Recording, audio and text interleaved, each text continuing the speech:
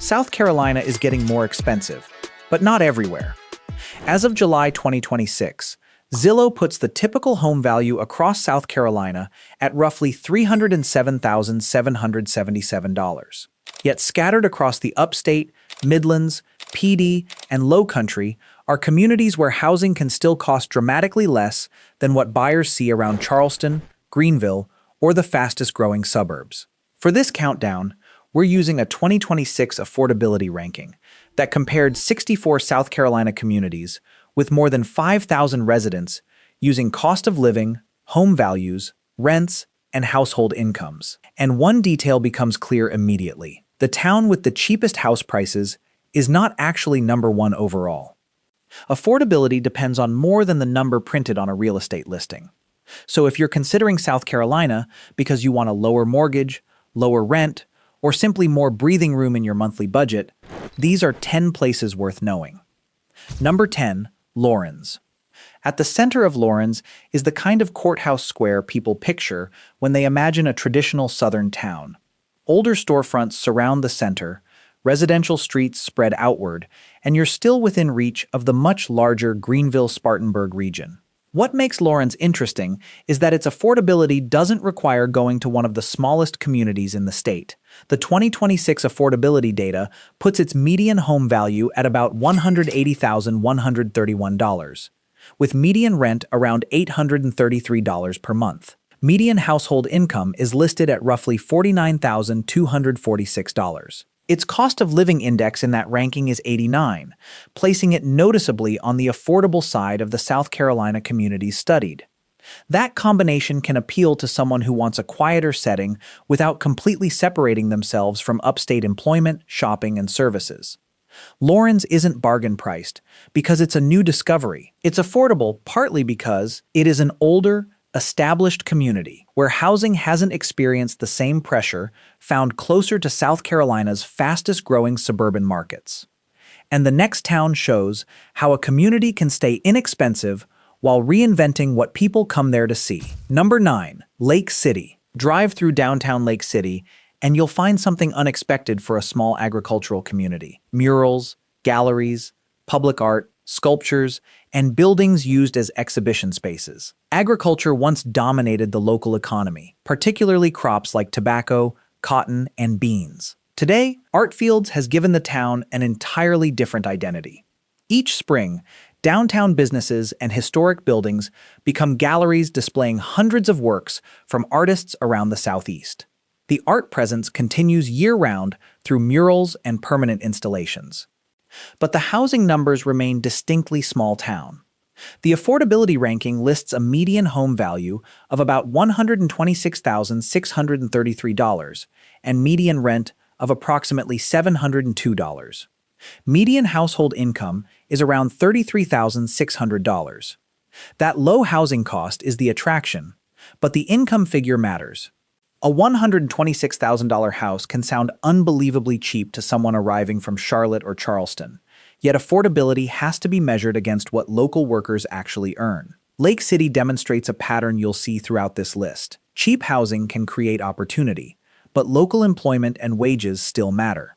Number 8, Walterboro. Walterboro is different from most of the places here because it sits close to one of America's best-known destination cities. South Carolina tourism describes it as the front porch of the Low Country, roughly 50 miles west of Charleston. Historic homes, antique shops, arts, and access to the Ace Basin give Walterboro a distinctly Low Country identity without putting it directly inside Charleston's expensive housing market. That geographic position comes with a price difference. The 2026 affordability ranking lists Walterboro's median home value at approximately $210,403 and median rent at $965. That's among the higher housing figures in this countdown, but its median household income, approximately $56,457, is also the highest of these 10 communities. And that's exactly why simply ranking towns by the cheapest houses can be misleading. Walterboro's homes cost more than those in Lake City or Bennettsville, but income changes the affordability equation. You're also buying into a location with Charleston, Beaufort, Edisto Beach, Savannah, and Hilton Head within the broader regional orbit. For some residents, location may be worth paying a little more. The next community pushes housing costs back down sharply. Number 7. Marion. Marion sits in South Carolina's PD region, far from the explosive real estate growth that has transformed places closer to Charleston and Greenville. Here, the affordability numbers are striking. Median home value in the 2026 ranking is roughly $145,563. Median rent is only about $651 per month, one of the lowest figures anywhere in the top 10. But then comes the other half of the equation. Median household income is listed at about $30,662, the lowest among these 10 places. So Marion is a useful reminder of what cheap actually means. Someone bringing retirement income, remote work income, or savings from a more expensive market might look at these housing numbers and see extraordinary value. Someone depending entirely on the local economy may see a very different calculation. That's why affordability shouldn't be confused with prosperity. A town can have inexpensive houses because demand is low, because wages are low, or because population and economic growth are limited. Usually, several of those forces are working together. At number 6, however, there's an institution that gives the town an unusual degree of stability. Number 6, Clinton. Clinton has something many communities of its size don't: a college woven directly into the town's identity. Presbyterian College was founded in 1880 and remains based in Clinton. Its own materials describe the campus as being in the heart of Lawrence County, roughly 45 miles from Greenville and 41 miles from Spartanburg. That places Clinton in an interesting middle ground. It feels like a small college town, yet larger upstate job centers aren't impossibly far away. The affordability numbers are also compelling. The 2026 ranking lists a median home value of about $163,866, median rent of $899, and median household income around $44,522. For buyers who don't need nightlife, endless retail, or a booming suburban environment, that trade-off can make sense. You get an established community, a college presence, and access to larger cities without paying Greenville area housing prices. But from this point forward, the numbers become more dramatic, because number 5 has the lowest home value in the entire top 10. Number 5, Bennettsville. Bennettsville is the town that proves the cheapest house does not automatically mean the most affordable overall place to live. The city became the Marlborough County seat in 1819, and its older homes and restored downtown reflect a history tied closely to agriculture and the surrounding PD region. Now look at the housing figure. The 2026 ranking puts Bennettsville's median home value at just $81,007. Not $181,000, about $81,000. Median rent is listed at approximately $671 per month, while median household income is roughly $37,115. For someone arriving from a market where $300,000 barely gets you into a starter home, that number can seem almost impossible. But Bennettsville lands at number 5 rather than number 1, because this ranking considers more than purchase price. Income, rent, and overall cost of living change the picture. That's an important distinction for anyone planning a move. A cheap house can reduce your mortgage dramatically, but your job options, transportation needs, healthcare access, repairs, insurance, and everyday expenses still follow you. And number 4 offers a very different advantage: interstate access. Number 4, Gaffney. If you've driven Interstate 85 through South Carolina, there's a good chance you've already seen Gaffney's most recognizable resident. It isn't a person. It's a 135-foot water tower, shaped like a giant peach. The peachoid holds about 1 million gallons and has become such a recognizable landmark that it's practically visual shorthand for Gaffney. The city also has 3 nationally certified historic districts and sits in a corridor connecting the Charlotte and Greenville-Spartanburg regions. Despite that location, Gaffney remains relatively affordable. The ranking puts its median home value at approximately $185,841 and median rent at $887, with median household income around $41,089. That matters because affordability becomes much more useful when a town isn't isolated. I-85 gives Gaffney a transportation connection that tiny rural communities often lack. That doesn't mean everyone will happily commute long distances, but it does mean the town sits along one of the Southeast's major economic corridors. Cheap housing beside a major interstate is a very different proposition from cheap housing at the end of a rural highway. And our top three begin with a place where the housing number drops again. Number 3. Union. Downtown Union looks almost frozen into the classic small-town South. Brick storefronts, older commercial buildings, a traditional main street, and streets that feel dramatically quieter than those in Greenville or Charlotte. The median home value in the affordability ranking is about $136,356, while median rent is approximately $832. Its cost of living index comes in at 85. Those are strong numbers. The complication is income. Median household income in the ranking is about $31,914. Again, that's why someone earning remotely or arriving with retirement income may experience Union's affordability very differently from a household relying entirely on local wages.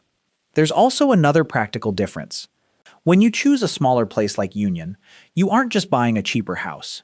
You're accepting fewer big city conveniences, a smaller employment market, and potentially longer drives for certain services. For some people, that's a deal breaker. For others, that's exactly the point.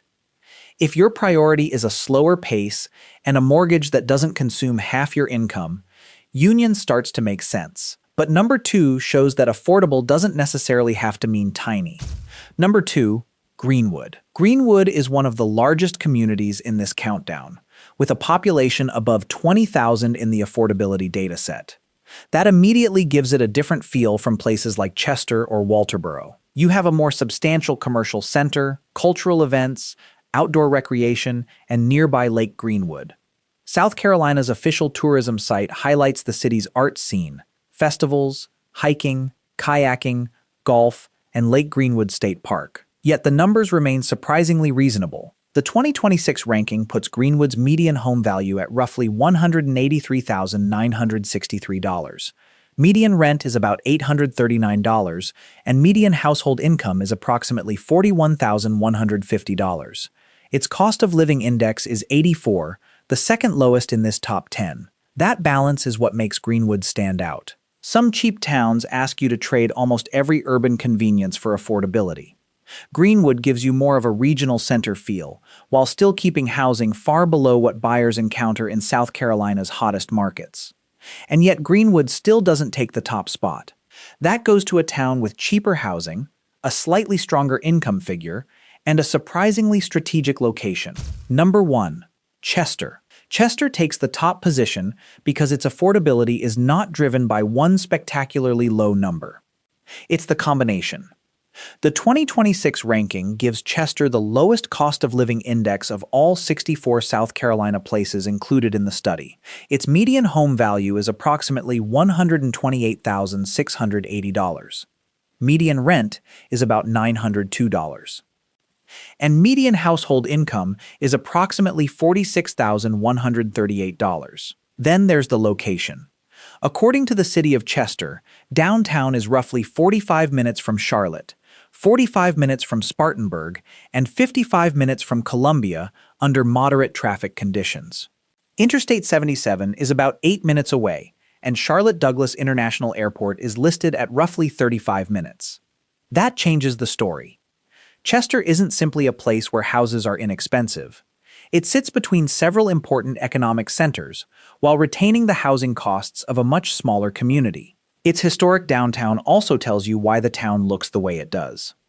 Chester once grew around railroads and textile mills, then suffered through industrial decline and downtown vacancies before later revitalization efforts attempted to restore its commercial core. That history helps explain both sides of Chester today: unusually affordable real estate, and a community still working through the economic transition that created those prices in the first place. And that's the larger story behind this entire list. South Carolina's cheapest communities aren't cheaper by accident. Some are former textile or agricultural centers. Some sit outside the state's major growth corridors. Some have lower wages. Others offer surprisingly useful access to larger cities while remaining overlooked by the housing boom. So, don't judge these towns by the home price alone. For a retiree, remote worker, first-time buyer, or someone bringing income from outside the local economy, places like Chester, Greenwood, Union, or Gaffney could stretch a housing budget dramatically further. For someone who needs a strong local job market, the calculation can be completely different. Which of these 10 South Carolina towns would you actually consider living in? Chester, Greenwood, Union, Gaffney, Bennettsville, Clinton, Marion, Walterboro, Lake City, or Lawrence? And if there's another affordable South Carolina town you think deserved a place on this list, put its name in the comments.